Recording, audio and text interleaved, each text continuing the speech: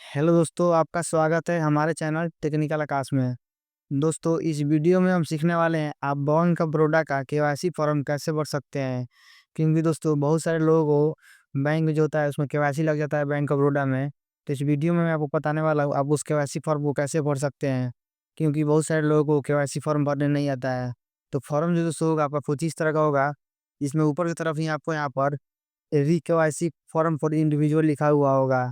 तो चलिए दोस्तों मैं बता देता हूँ इस फॉर्म को आप कैसे भर सकते हैं। तो सबसे पहले दोस्तों आपको यहाँ पर कस्टमर आईडी का एक ऑप्शन दिख रहा होगा। आपको यहाँ पर अपना कस्टमर आईडी लिख देना है जो कि 9 अक्षर का होता है, आपका पासबुक के ऊपर लिखा होगा। उसके बाद आपको यहाँ पर अपना अकाउंट नंबर लिख देना है। अकाउंट नंबर जो होता है आप यहाँ पर लिख दीजिए 5421 से शुरू होता है अकाउंट नंबर। अकाउंट नंबर दोस्तों लिख देने के बाद दोस्तों आपको यहाँ पर कस्टमर का नेम लिख देना है। अब नेम में प्रीफिक्स में मिस्टर लगा देना है, लड़का है तो, और लड़की है तो मिस लगा देना है। और नहीं तो आप इसको छोड़ भी सकते हैं, जरूरी नहीं है। उसके बाद दोस्तों अगला जो दोस्तों नेम ऑप्शन है फुल नेम, आपको यहाँ पर नेम लिख देना है।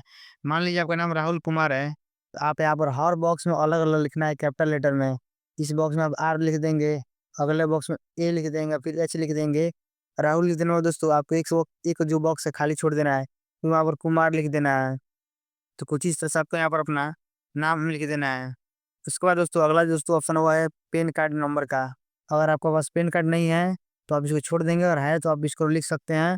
पैन कार्ड 10 अक्षर का होता है, या सिंपली दोस्तों आपको यहाँ पर पैन कार्ड लिख देना है, अगर है तो। नहीं है तो कोई बात नहीं। उसके बाद दोस्तों आपको यहाँ पर यस में टिक लगा देना है, और फिर यहाँ पर आपको अपना आधार नंबर लिख देना है। दोस्तों दोनों में यस में टिक लगा देना, और फिर आपको यहाँ पर अपना 12 डिजिट का जो आधार नंबर है, इस दोनों बॉक्स में आपको लिख देना है 2 बार। तो कुछ इस तरह से आप यहाँ तक बढ़ सकते हैं। अगला दोस्तों ऑप्शन हुआ है ऑक्यूपेशन इनकम, यानी आप पैसे कमाते हैं कि नहीं कमाते हैं। तो सिंपली दोस्तों मैक्सिमम लोग नो इनकम लिखते हैं। तो सिंपली दोस्तों करना कुछ भी नहीं है, आपको नो इनकम खोज के सिलेक्ट कर लेना है। या दोस्तों आप यह भी सिलेक्ट कर सकते हैं, मान लीजिए आप स्टूडेंट है तो स्टूडेंट के सामने टिक लगा दीजिए। हाउस वाइफ है तो हाउस पर टिक लगा दीजिए। और आप सेल्फ एम्प्लॉयड है तो सेल्फ एम्प्लॉयड पर क्लिक कर दीजिए। और नौकरी करते हैं तो नौकरी पर टिक मार दीजिए। कुछ ही सर्च से आप बहुत सारे ऑप्शन देख सकते हैं, पॉलिटिशियन, गवर्नमेंट, बहुत सारे ऑप्शन है। आप जो भी काम करते हैं उस पर टिक लगा दीजिए। अगला दोस्तों ऑप्शन है वो है सब सेल्फ एम्प्लॉयड का, इसको आपको छोड़ देना है। इन सभी चीज़ों को दोस्तों आपको छोड़ देना है, इसमें आपको कुछ भी छेड़खानी करने की जरूरत नहीं है। इसको सही खाली छोड़ दे क्योंकि केवाईसी में ये सब चीज़ें नहीं लगती हैं। अब दोस्तों अगला दोस्तों ऑप्शन हुआ है मेलिंग एड्रेस कॉन्टेक्ट का। आपको यहाँ पर अपना एड्रेस लिख देना है। और बहुत सारे लोगों को एड्रेस लिखने नहीं आता है, तो मैं एड्रेस लिखने का पूरा एक फॉर्मेट बता देता हूँ। तो एड्रेस लिखने के लिए सबसे पहले दोस्तों आपको यहाँ पर VI लिख देना है। फिर अपने गांव का नाम लिख देना है, गैप दे के। गाँव का नाम लिख देने के बाद दोस्तों आपको PO लिख देना है। फिर एक गैप दे के आपको अपना डाकघर का नाम लिख देना है। फिर एक गैप देने के बाद PS लिख देना है, फिर थाना का नाम लिख देना है।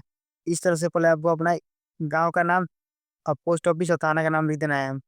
उसके बाद आपको यहाँ पर देख सकते हैं लैंडमार्क पूछ रहा है। लैंडमार्क में दोस्तों अगर आप गाँव में रहते हैं तो रूरल लिख दीजिए, अगर शहर में रहते हैं तो अर्बन लिख दीजिए।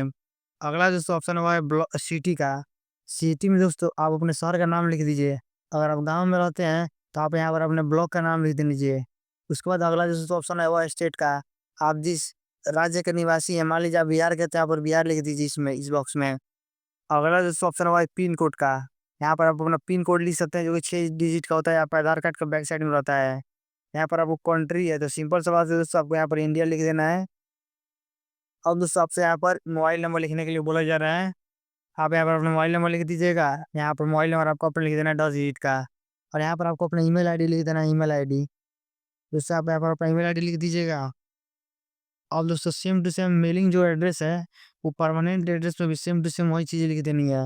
एंड दोस्तों जो एड्रेस आप यहाँ पर लिख दे रहे हैं उसी एड्रेस को आप यहाँ पर परमानेंट एड्रेस में भी लिख दीजिएगा। परमानेंट एड्रेस लिख देने के बाद दोस्तों अगला जो ऑप्शन हुआ है डिक्लेरेशन फॉर्म का। अब दोस्तों आप यहाँ पर पूछा जा रहा है आप प्रूफ में क्या मतलब कौन सा आइडेंटिटी कार्ड देना चाहते हैं। इस दोनों बॉक्स में दोस्तों आपको यहाँ पर आधार कार्ड लिख देना है, क्योंकि दोस्तों आप आधार कार्ड का फोटो कॉपी करके देने से आधार कार्ड लिख देना है। लिख देने के बाद दोस्तों आपको यहाँ पर अपना फोटो चिपका लेना है। पासपोर्ट साइज जो फोटो होता है वो चिपका लेना है। अब दोस्तों यहाँ पर आप देख सकते हैं अगला दोस्तों ऑप्शन हुआ है सिग्नेचर ऑफ अकाउंट होल्डर। आपको यहाँ पर अपना सिग्नेचर कर देना है। और आप यहाँ पर जहाँ पे आपका बैंक खाता जिस शहर में है, जिस एरिया में है, उस एरिया का यहाँ पर प्लेस में नाम लिख देना है, एरिया में। उसके बाद दोस्तों आप यहाँ पर डेट लिख दीजिएगा। जिस डेट को आप फॉर्म जमा कर रहे हैं उस डेट को यहाँ पर लिख दीजिएगा। तो इतना लिखने वाला दोस्तों आपको यहाँ पर आधार कार्ड का फोटो कॉपी अटैच करके और बैंक पासबुक का फोटो कॉपी अटैच करके जमा कर देना है। यहाँ पर नीचे दोस्तों ऑप्शन हुआ है फॉर ब्रांच यूज ओनली। इसमें दोस्तों आपको कुछ भी नहीं भरना है, सिंपली दोस्तों बैंक वाले काम है या बैंक वाले भरेंगे, इसमें कुछ भी आपको नहीं भरना है। तो कुछ इस तरह से दोस्तों आप अपना फॉर्म भर सकते हैं बैंक ऑफ बड़ौदा का, जो कि केवाईसी फॉर्म है। अगर दोस्तों इसके बाद भी आप फॉर्म आप डाउनलोड नहीं कर पा रहे हैं, आप भरने में कुछ दिक्कत आ रहा है, तो आप मुझे इस नंबर पर कॉन्टेक्ट कर सकते हैं।